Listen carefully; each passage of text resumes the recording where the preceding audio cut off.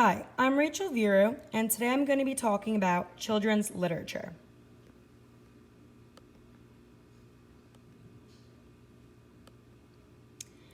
My initial definition of children's literature, before the readings and the lectures that were assigned this week, was simply books that were designed specifically for children.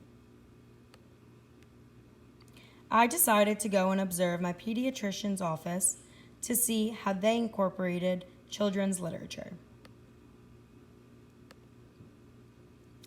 I noticed that they had child-friendly wall art. This included murals that are attention-grabbing. My specific pediatrician office displays a painting of children on a roller coaster at the fair. With this, there's bright colors displayed around the room, which is appealing to the eye and makes the experience less scary. In each of the offices, there's familiar characters displayed on the walls. This includes Disney characters, Dr. Seuss, and other familiar faces that children have seen before. In the waiting room, there are games, toys, books, and activities for children to engage in. The books that are on display vary upon age group, so everyone has a chance to read.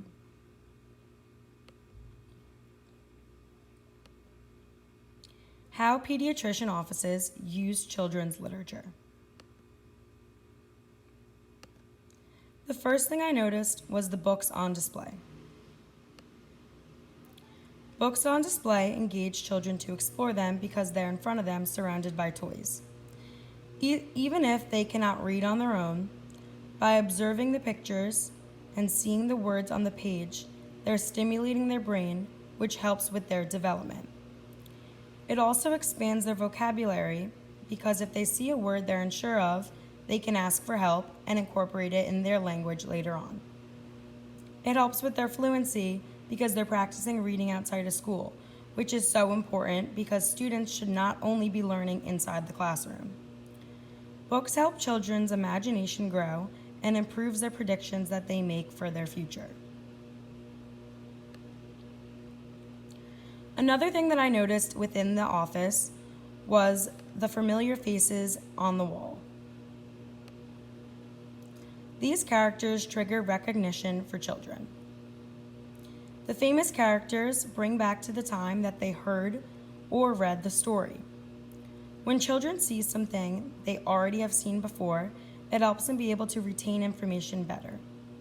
When these offices display characters like these, children are reminded of the story that they were once told.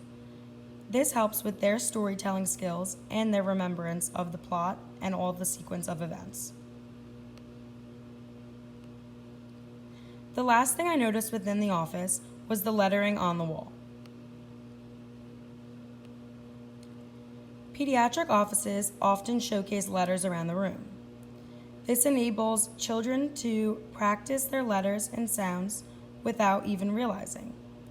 This improves their phonics skills because they are practicing their letter sounds.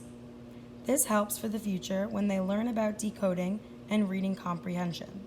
The practice of any letter/letter sounds for just 5 minutes a day can allow children to grow developmentally, and they can practice while at a trip to the doctors. My experience with this.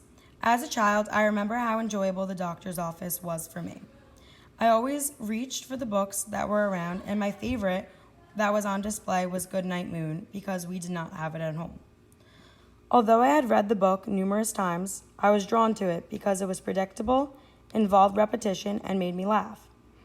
I now understand how this is connected towards children's literature because I practice my reading skills even though I was not in a typical location like school. What children's literature really is. Children's literature is a compilation of numerous genres of books that are specifically written for a set age group. They're connected for enjoyment as well as a tool to enhance phonemic awareness, background knowledge, fluency in reading, comprehension skills, and vocabulary. Children's literature is more than just books. It impacts their future education and is the foundation to their learning and development. Thank you for listening.